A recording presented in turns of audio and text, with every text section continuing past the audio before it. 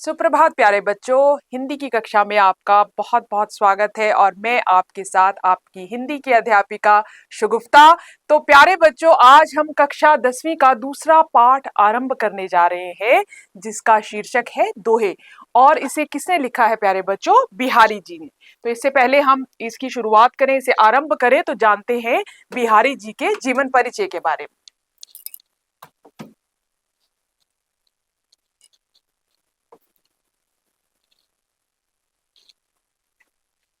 बिहारी का जन्म 1595 में ग्वालियर में हुआ था।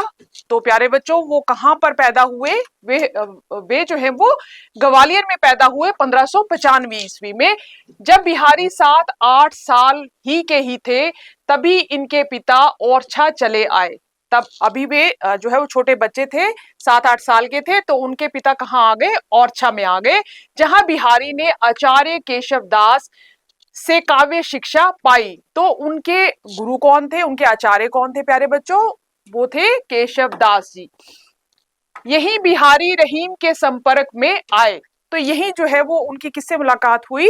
रहीम जी से भी हुई, उनके संपर्क में भी वह आए। बिहारी ने अपने जीवन के कुछ वर्ष जयपुर में भी बिताए। तो उन्होंने अपने जीवन का कुछ काल जो है वो कहाँ बिताया प्यारे बच्चों? जयपुर में भी व्यतीत किया। बिहारी रसिक जीव थे। रसिक जीव का अर्थ होता है प्यारे बच्चों जो रस का ज्ञाता हो, कला प्रेमी हो। तो वो रसिक जीव थे, पर इनकी रसिकता नागरिक जीवन की रसिकता थी। तो जो उनकी रसिकता थी यानी उनका जो रस प्रेम था और सौंदर्य बोध था, वो क्या था? वो नागरिक जीवन की रसिकता थी। उनका स्वभाव विनोदी और व्यंग प्रिय था। तो उनका स्वभाव कैसा था प्यारे बच्चों? वह जो है बहुत ही विनोदी, विनोदी का अर्थ होता है हंसमुख या हास्य प्रिय थे। तो हमेशा जो है वो प्रसन्न रहते थे। और दूसरा व्यंग्य प्रिय था। व्यंग्य प्रिय होता है जिसे जो है वो व्यंग करना पसंद होता है। तो दूसरा उनके स्वभाव में क्या था? वह व्यंग प्रिय थे।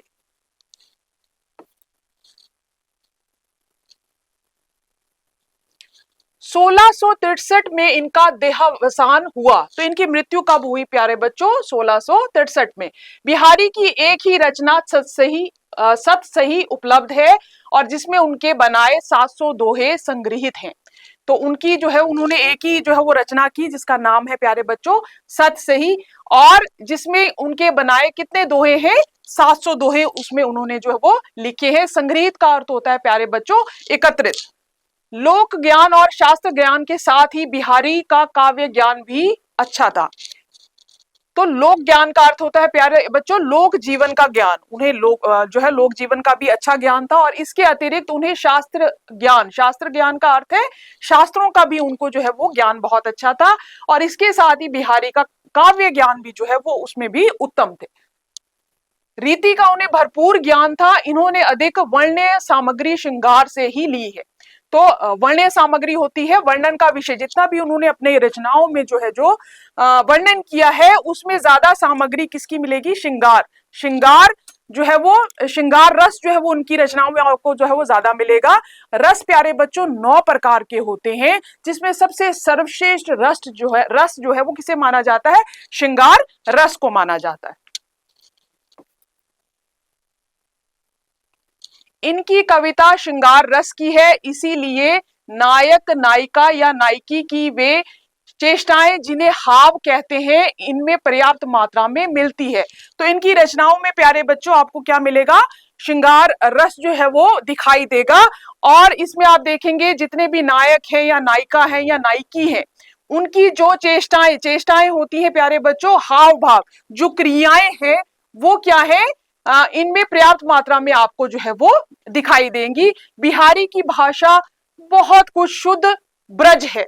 तो जहां बिहारी की बात आ जाती है तो वहां पर जो है ब्रज भाषा जो है वो मिलेगी। क्यों? क्योंकि वे कृष्ण भक्ति जो है वो करते हैं। जब कृष्ण भक्ति की बात आती है, चाहे वह रसखान जी हो, चाहे वे सूरदास जी हो, और चाहे वे बिहारी जी हो, तो वहां पर आपको जो है वो ब्रज भाषा ही मिलेगी।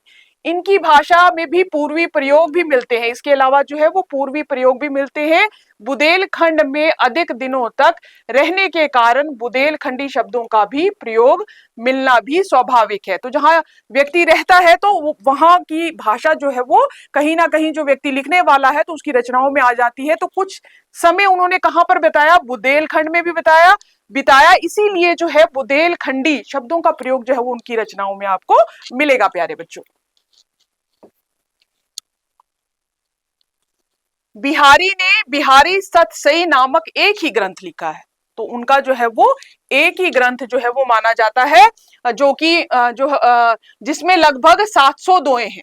इसके अंदर कितने दोहे हैं प्यारे बच्चों, आपने हमेशा याद रखना है। जहां भी बिहारी जी की बात आएगी तो उन्होंने क्या किया है, उन्होंने केवल एक ही ग्रंथ लिखा है जिसके अंतर्गत क्या आते हैं, 700 दोहे हैं। बिहारी के दोहे छोटे होते हैं लेकिन उनके गहरे और बड़े अर्थ छिपे होते हैं। तो जब आप बिहारी जी के दोहे जो है वो पढ़ेंगे तो आपको ये प्रतीत होगा, आप ये महसूस करेंगे कि उनमें जो है वो बहुत ही गहरे और बड़े अर्थ जो है वो छिपे रहते हैं। इसीलिए कहा जाता है कि वे कम शब्दों में अधिक बात कहने में निपुण थे। इसीलिए दोहे उनके छोटे हैं लेकिन उसमें वो बहुत बड़ी बड़ी बातें जो है वो बोल देते थे। इसीलिए कहा जाता है कि वे कम शब्दों में अधिक बात कहने में निपुण थे। उनकी भाषा ब्रज भाषा है। तो वे किस भाषा का उन्होंने प्रयोग किया अपनी रचनाओं में, ब्रज भाषा। उनके दोहों में आपको क्या मिलेगा, मुख्य रूप से प्रेम, भक्ति, नीति और लोक व्यवहार। किसकी भक्ति, कृष्ण की भक्ति। अब हम देखेंगे आगे का वर्णन जो है वो मिलता है। बिहारी विशेष रूप से श्रृंगार रस के कवि माने जाते हैं। अभी आपको मैंने बताया प्यारे बच्चों कि उन्होंने जो है वो किस रस का ज्यादा जो है वो उपयोग किया है, वो है श्रृंगार रस।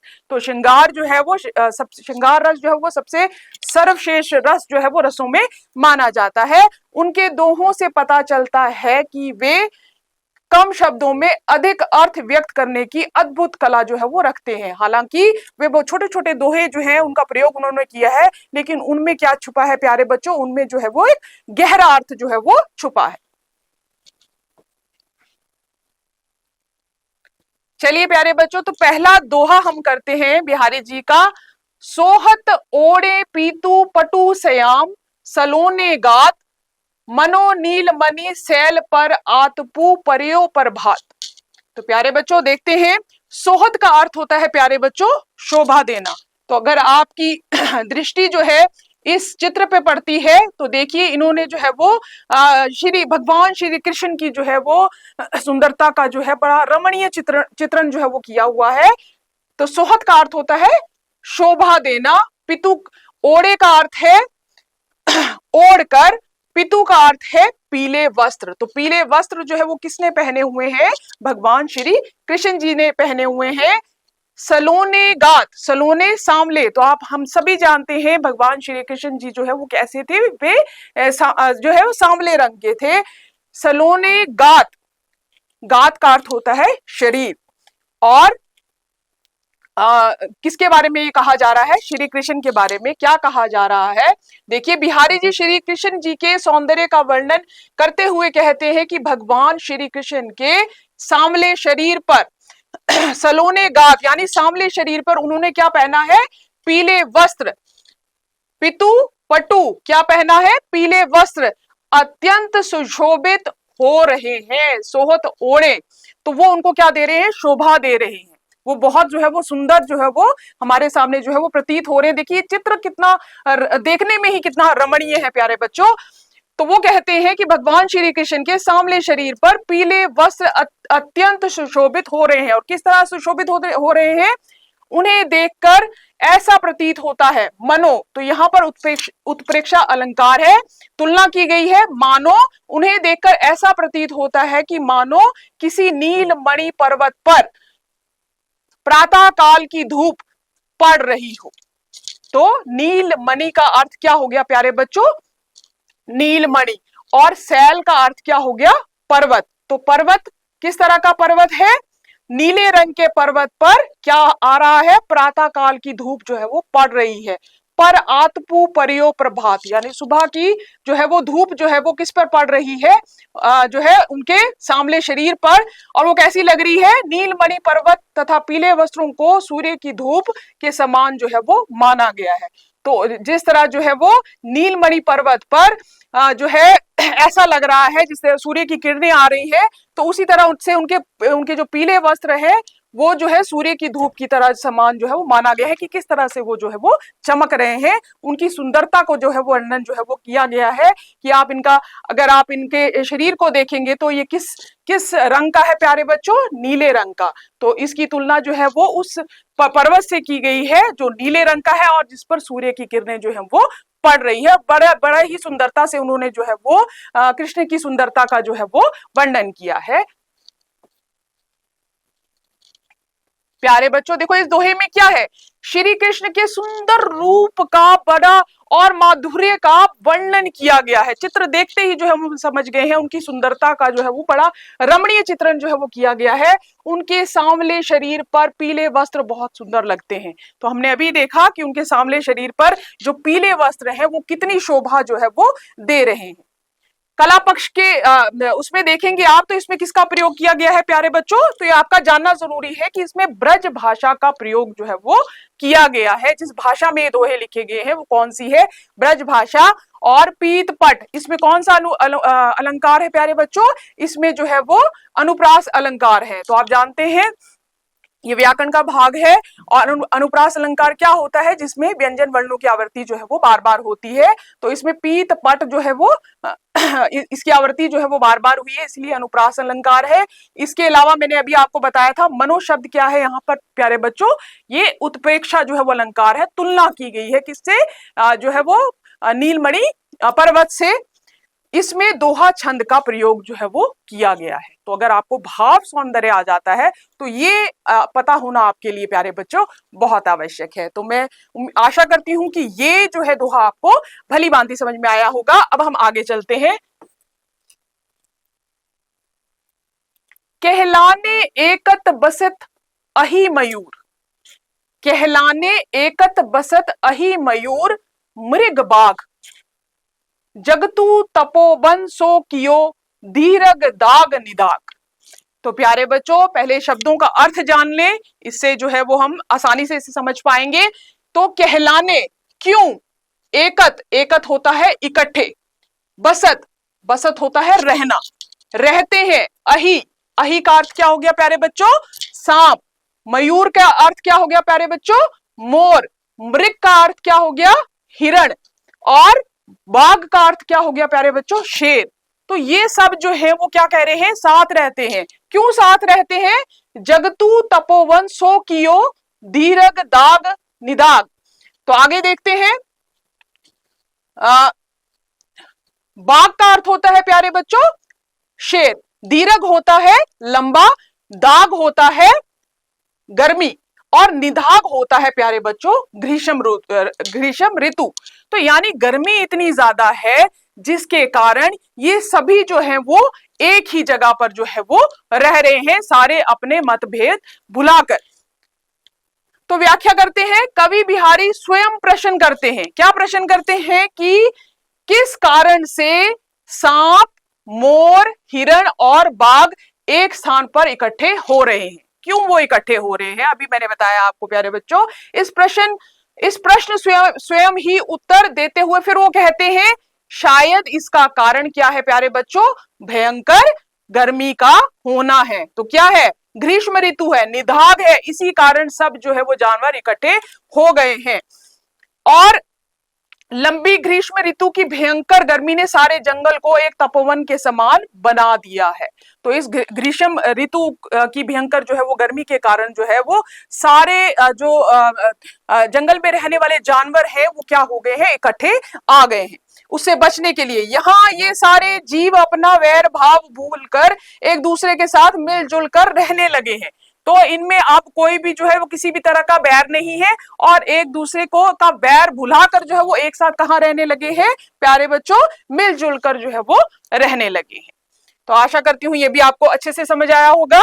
तो इसका भाव पक्ष क्या है प्यारे बच्चों, कि इस दोहे में गर्मी के मौसम की भयंकरता दिखाई है कि आपस में जो है वो दुश्मनी होने के बावजूद ये सब जानवर क्या रह रहे हैं, इकट्ठे रह रहे, कोई बैर नहीं है इनके बीच में। और उसका सुंदर वर्णन किया गया है, गर्मी का जीव जंतुओं पर पड़ने वाला प्रभाव भी बताया गया है कि जब बहुत ज्यादा गर्मी होती है तो इंसानों पर ही नहीं, जीव जंतुओं पर भी इसका जो है वो गहरा प्रभाव पड़ता है। तो कला पक्ष से देखें तो आपको ये मालूम चल गया होगा कि इसमें हर जगह क्या किया गया है, ब्रज भाषा का प्रयोग किया गया है। ये आप हर दोहे में लिख सकते हैं अगर आपको भाव सौंदर्य पूछा जाता है तो इसमें ब्रज भाषा का सरल और सहज प्रयोग भी किया गया है। इसके अतिरिक्त मयूर, मृग और दीर्घ दाग, ये क्या है प्यारे बच्चों, ये अनुप्रास अलंकार है, वर्णों की आवृत्ति बार बार हुई है। इसके अलावा इस दोहे में दोहा छंद का प्रयोग किया गया है। दोहा छंद मैंने आपको पहले भी कहा था कि जो दो पंक्तियों की होता है और क्या होता है, छंद युक्त होता है। चलिए प्यारे बच्चों, अब हम तीसरा दोहा करते हैं। बतरस लालच लाल की मुरली धरी लुकाई, बतरस लालच लाल की मुरली धरी लुकाई, सो करे बहुनु हंसे देन कहे नटी जाए। तो पहले हम इन शब्दों के अर्थ देखते हैं। बतरस का अर्थ होता है प्यारे बच्चों बातें करने का आनंद। तो जिससे आपको बातें करने में आनंद आता है उसको आप क्या करते हैं, उसके साथ ज्यादा से ज्यादा समय बिताना जो है वो चाहेंगे। तो वो ये क्या कह रहा है, बातें करने का आनंद। बतरस, लालच क्या हो गया, लोभ। लाल की मुरली धरी लुकाई, लाल कौन हो गया यहाँ पर, नायक। तो आपको श्री कृष्ण की भक्ति जो है वो क्या दिखाई देगी, उनके दोहों में जो है वो दिखाई देगी। तो श्री कृष्ण की मुरली, मुरली धरी लुकाई, तो उन्होंने क्या कर दिया, उन लुकाई यानी छिपाकर जो है वो रख दी। बतरस लालच लाल की मुरली धरे लुकाई, यानी कि बातें करने का आनंद लेने के लोभ में क्या किया गया, उनकी मुरली को जो है वो छुपा दिया गया। किसने छुपाया, सो करे बहुनु हंसे, सो मतलब कसम, बहुनु हंसे, बोहों से हास्य व्यक्त करना। जब बोहें जो है वो क्या व्यक्त कर रही हैं, हास्य व्यक्त कर रही हैं। नटी जाई, और मना कर देना, और जो है बोहों से पता चल रहा है कि इन्होंने सच में जो है वो छुपाई हुई है, लेकिन वो मना कर देती हैं कि नहीं, हम जो है वो मुरली नहीं देंगे। तो चलिए अब हम इसकी व्याख्या करते हैं प्यारे बच्चों। नायिका की एक सखी दूसरी सखी से कहती है कि हे सखी, नायिका ने श्री कृष्ण से प्रेम भरी बातचीत करने के सुख में, बतरस यानी प्रेम भरी बातें करने के, उसका आनंद लेने के लिए क्या कर दिया है प्यारे बच्चों, को उसका सुख को प्राप्त करने के लिए उनकी बांसुरी कहीं छिपाकर रख दी है। ठीक है, एक सखी दूसरी से कह रही है। श्री कृष्ण उसे तरह तरह की कसम देकर अपनी बांसुरी के विषय में पूछते हैं। ठीक है, तो श्री कृष्ण जी क्या कर रहे हैं, उनसे पूछ रहे हैं कि मेरी बांसुरी कहाँ रखी है, तरह तरह के प्रश्न उनसे जो है वो कर रहे हैं। लेकिन वह कसम खाकर कहती है कि उसने बांसुरी नहीं छपाई। क्या कर रही है, सो करे बहुनु हंसे, बोहें उनकी हंस रही हैं, लेकिन कसम खा रही हैं कि हमने आपकी बांसुरी नहीं छिपाई। श्री कृष्ण उसकी बात पर विश्वास कर लेते हैं, और श्री कृष्ण जी जो है वो उसकी बात पर विश्वास भी जो है वो कर लेते हैं। किंतु तभी नायिका बोहें घुमाकर हंसने लगी। तो कौन हंसने लगी, नायिका जो है वो हंसने लगी। श्री कृष्ण को उस पर संदेह हो गया और वे फिर से नायिका को अपनी बांसुरी देने के लिए कहते हैं। तो जब उसकी जो है बोहों से हास्य व्यक्त हुआ तो श्री कृष्ण ने को पता चल गया कि मेरी मुरली जो है वो इन्हीं के पास है। तो उन्होंने जो है उनसे क्या कहा, अपनी बांसुरी को वापस देने के लिए जो है वो कहा। लेकिन वो क्या था कि जब गोपियां उनके साथ रहती थी तो उनको उनके साथ जो है वो बहुत अच्छा लगता था, और वे उनके साथ अटखेलियां जो है वो किया करती थी, उन्हें तंग किया करती थी। और इसीलिए जो है वो उन्होंने क्या किया, क्योंकि उनको जो है वो बहुत ही अच्छा आनंदित महसूस होता था जब वे श्री कृष्ण जी के साथ जो है बात करती थी, उनको अच्छा लगता था, और इसीलिए जो है वो उनको तंग करने के लिए उन्होंने उनकी बांसुरी जो है वो छुपा दी। तो इस दोहे में श्री कृष्ण के प्रति राधा के प्रेम का भी वर्णन किया गया है। तो उनका प्रेम जो है वो अटूट था, सच्चा था। तो राधा को कृष्ण की बांसुरी से ईर्ष्या होती थी। तो उनको क्यों ईर्ष्या होती थी प्यारे बच्चों? क्योंकि उनको लगता था कि मैं उनसे सबसे ज्यादा प्रेम करती हूँ, लेकिन वो हमेशा जो है वो अपने पास जो है वो अपने ओठों पर जो है वो मुरली बजाए जो है वो रहते हैं, वो उस मुझसे भी ज्यादा इस मुरली से प्रेम करते हैं। इसमें भी ब्रज भाषा का प्रयोग किया गया है प्यारे बच्चों। भाषा क्या है? बहुत ही सरल है और भावपूर्ण है, भावों को व्यक्त कर रही है। ललन लाल में अनुप्रास अलंकार है। तो जब भी इस तरह परीक्षा में आपसे जो है वो प्रश्न पूछा जाएगा कि काव्य सौंदर्य जो है वो स्पष्ट कीजिए, तो आपको ये बातें जो है वो वहां पर लिखनी है प्यारे बच्चों। ये महत्वपूर्ण है, आवश्यक है। ललन लाल में क्या है प्यारे बच्चों? अनुप्रास अलंकार है। और इसमें दोहा छंद का भी प्रयोग किया गया है। और लुकाई और जाई जो है वो क्या है? तुकांत शब्द है।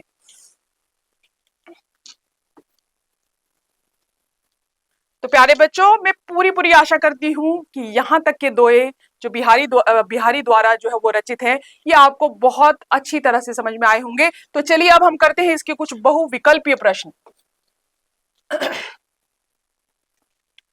पहला प्रश्न है प्यारे बच्चों, सोहत ओढ़े पीत पट दोहे में किसका वर्णन किया गया है? तो ध्यान से देखिएगा, किसका वर्णन किया गया है प्यारे बच्चों? क भगवान श्री राम जी का, ख भगवान श्री कृष्ण जी का, ग शिवाजी जी का, या घ अर्जुन जी का। तो आपको मैंने बताया है कि बिहारी जी जो है वो कृष्ण भक्ति में ही लीन रहते थे। तो किसका वर्णन किया है प्यारे बच्चों? उत्तर आपके सामने है। ना ही भगवान श्री राम जी का, ना ही ग शिवजी जी का, ना घ अर्जुन जी का, बल्कि किसका वर्णन किया है? ख भगवान श्री कृष्ण का।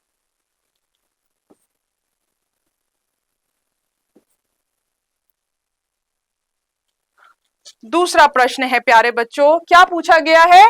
श्री कृष्ण ने कौन से रंग के वस्त्र धारण किए हैं? कौन से रंग के वस्त्र धारण किए हैं प्यारे बच्चों? ये हमने पहला ही दोहा जो है वो किया है, और आप इसका उत्तर जो है वो आपके सामने है। ध्यान से देखिएगा। पहला है क, क्या उन्होंने लाल रंग के वस्त्र पहने थे? ख, उन्होंने नीले रंग के वस्त्र पहने थे? या ग, उन्होंने पीले रंग के वस्त्र पहने थे? या घ, उन्होंने सफेद रंग के जो है वो वस्त्र धारण किए हुए थे? तो ध्यान से देखिएगा प्यारे बच्चों, नीले रंग की तो उनकी शरीर की काया थी। तो किस तरह के वस्त्र उन्होंने पहने थे? जो किस तरह लग रहे थे? जैसे नीलमणि पर्वत पर जो है वो सूरज की किरणें आ गई हो और वो चमकता है, तो उसी तरह जो है वो किस तरह का रंग आता है जब सूरज की किरणें पड़ती हैं। तो उन्होंने, सही उत्तर इसमें क्या है? पीले रंग के वस्त्र जो है वो पहने हुए थे।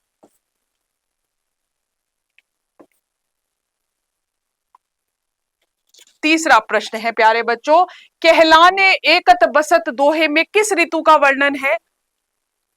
ध्यान से देखिएगा प्यारे बच्चों, किस ऋतु का वर्णन है? मैंने आपको जो है वो शब्दार्थ में भी बताया है किस ऋतु का यहाँ पर जो है वो वर्णन किया गया है। ध्यान से देखिए, क वर्षा ऋतु, ख शीत ऋतु, ग ग्रीष्म ऋतु, घ वसंत ऋतु। तो ध्यान से देखिएगा किस ऋतु का वर्णन है जिसने जो जीव जंतुओं को अपने बैर बुलाकर जो है वो कहाँ कर दिया है? इकट्ठा कर दिया है।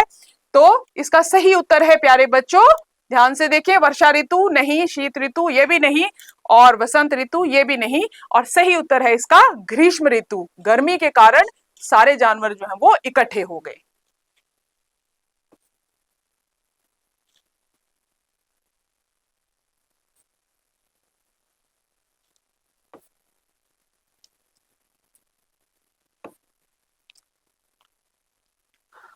चौथा प्रश्न है प्यारे बच्चों, ग्रीष्म ऋतु में कौन से जीव एक साथ रहने लगते हैं? तो ध्यान से देखिएगा प्यारे बच्चों, कौन से जीव एक साथ रहने लगते हैं? क मृग और बाघ, ग गाय और घोड़ा, ग हाथी और शेर, घ मोर और सांप। तो इसका सही उत्तर ध्यान से देखिए, अभी मैंने बताया प्यारे बच्चों, तो इसका सही उत्तर आएगा क मृग और बाघ।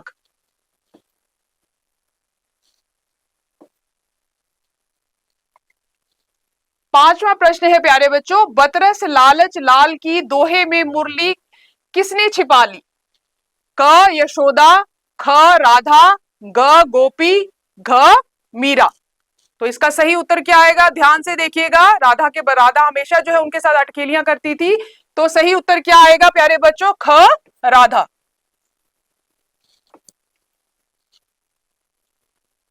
छठवां प्रश्न है प्यारे बच्चों, राधा ने मुरली क्यों छिपाई? क खेलने के लिए, ख बेचने के लिए, ग कृष्ण से बातें करने के लिए, घ किसी और को देने के लिए। तो ध्यान से देखिए प्यारे बच्चों कि राधा और भगवान श्री कृष्ण का प्रेम जो है वो अलौकिक था, और वो जो है वो इसीलिए जो है वो क्या चाहती थी कि वो जो है वो उसका उनकी मुरली क्यों छुपाना चाहती थी, क्योंकि वो हमेशा अपने जो है वो मुंह में उसे रखते थे, और उनका मानना था कि वे उनसे भी ज्यादा मुरली से जो है वो प्रेम करते हैं। वो और चाहती थी वो भगवान श्री कृष्ण से ज्यादा जो है वो बातें करे, और उनसे बातें करने में उनको आनंद जो है वो अनुभव होता था। तो इसका सही उत्तर आएगा प्यारे बच्चों ग कृष्ण से बातें करने के लिए।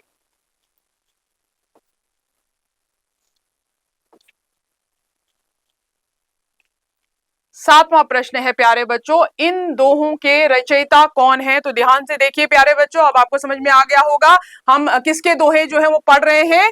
तो क्या क्या दिया है यहाँ पर, क कबीरदास, ख रहीम, ग बिहारी, घ तुलसीदास। तो अभी हम किसके दोहे जो है वो पढ़ रहे हैं? तो इसका सही उत्तर आएगा प्यारे बच्चों, हम लोग बिहारी जी के दोहे जो है वो पढ़ रहे हैं। तो सही उत्तर आएगा बिहारी।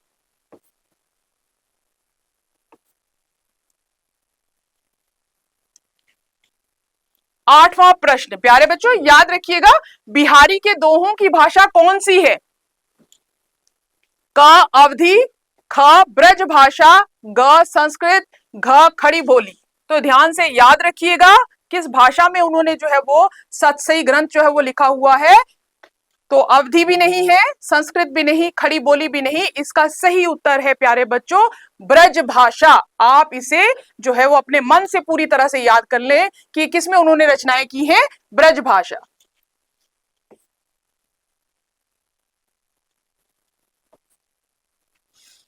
तो प्यारे बच्चों इसी के साथ आपका यहां तक का भाग जो है वो समाप्त होता है। इससे अगला भाग हम लोग प्यारे बच्चों कल करेंगे।